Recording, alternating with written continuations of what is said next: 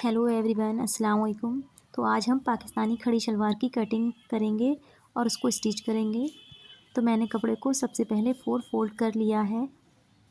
उसके बाद हम इसको अच्छे से सेट कर लेंगे। अब हम एक स्ट्रेट लाइन ड्रॉ करेंगे। कैंची से हम उसको कट कर लेंगे। फिर हम अपनी शलवार की लेंथ नापेंगे। हमें लेंथ 37.5 इंच रखनी है, लेकिन मैंने 35 इंच पर निशान लगाया है क्योंकि 2.5 इंच बॉटम के लिए एक्स्ट्रा ऐड किया है। उसके बाद हमने जो ऊपर निशान लगाए थे उनको एक दूसरे में मिला देंगे।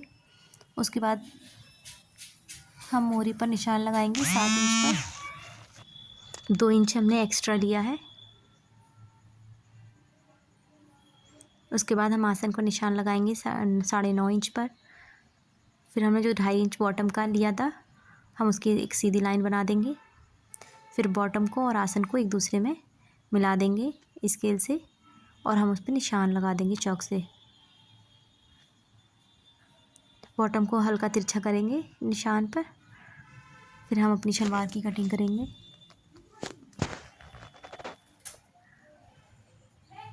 उसके बाद हम बॉटम से कटिंग स्टार्ट करेंगे।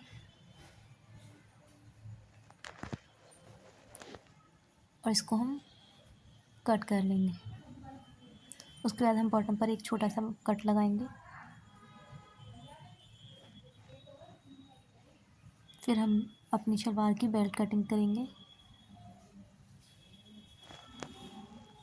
पाकिस्तानी खड़ी शलवार की बेल्ट 6 इंच भी रख सकते हैं और 4 भी, लेकिन मैंने 5 इंच लंबी रखी है।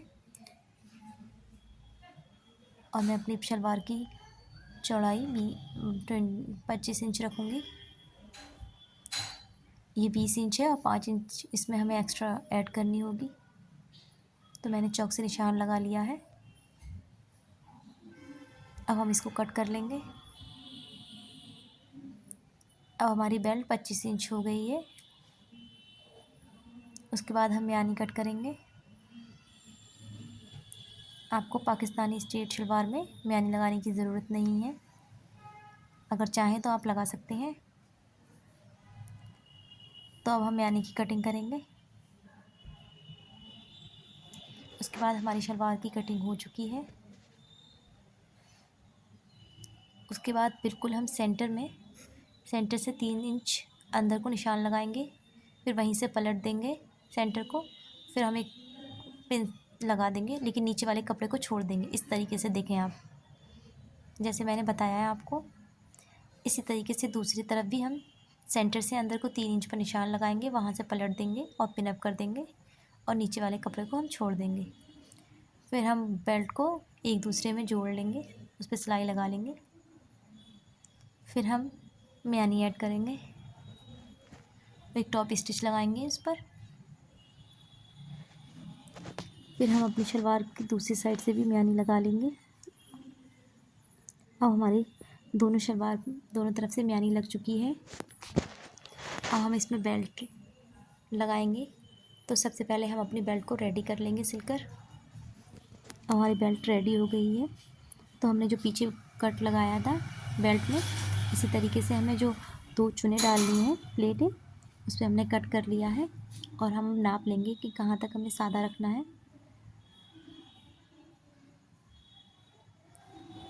और हम वहाँ पर कट लगा देंगे। जहाँ तक चुने डालनी है बेल्ट में, हमने इसको कट कर दिया है, निशान लगा लिया है कट करके। एक बार हम फिर से चेक कर लेंगे कि हमारे निशान में कोई मिस्टेक तो नहीं हुई है। अब हमने अपनी शलवार में प्लेटें डाल ली हैं, पीछे 2 डाली हैं और आगे जो सेंटर से अंदर को डाली हैं। उसके बाद हम अपनी बेल्ट को शलवार में अटैच कर लेंगे। अब हमारी बेल्ट शलवार में अटैच हो चुकी है। उसके बाद हम बेल्ट की पर एक टॉप स्टिच लगाएंगे।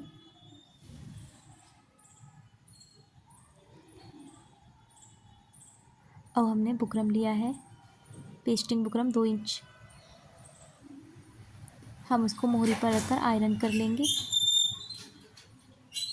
मैंने आयरन कर लिया। उसके बाद हमने जो 2-2.5 इंच का एक्स्ट्रा बॉटम लिया था उसको पलट दिया है। अब हमारी मोहरी बनकर रेडी हो चुकी हैं।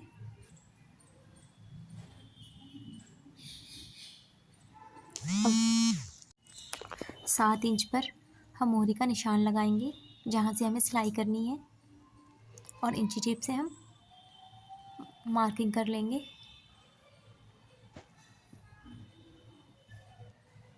और चौक से हमने निशान लगा लिया है। अब हम इसी तरीके से दूसरे मोहरी को भी रख कर उंगलियों की मदद से निशान उस पर भी आ जाएगा, और हम चौक से उसको डार्क कर लेंगे। अब हम अपनी निशान लगाई हुई चीज़ पर स्टिच कर लेंगे, और जो एक्स्ट्रा कपड़ा है उसको कट कर देंगे। अब हमारी पाकिस्तानी खड़ी शलवार सिलकर रेडी हो चुकी है।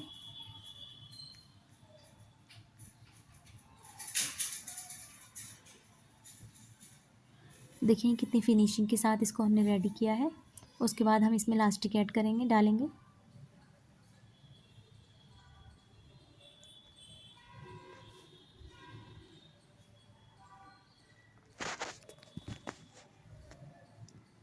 पाकिस्तानी खड़ी शलवार की मोहरी बिल्कुल सीधी रहती है, खड़ी खड़ी, बहुत शानदार लगती है, पहनने में भी कंफर्टेबल होती है। अब हमारी इलास्टिक पड़ गई है, हम यहाँ पर सिलाई लगा लेंगे। उसके बाद हम इसको अच्छे से सेट कर लेंगे इलास्टिक को, और एक हम बीच में एक सिलाई लगा देंगे। उसके बाद हमारी पाकिस्तानी खड़ी शलवार यानी स्ट्रेट शलवार सिलकर रेडी हो गई है। कमेंट, सब्सक्राइब और शेयर करना ना भूलें।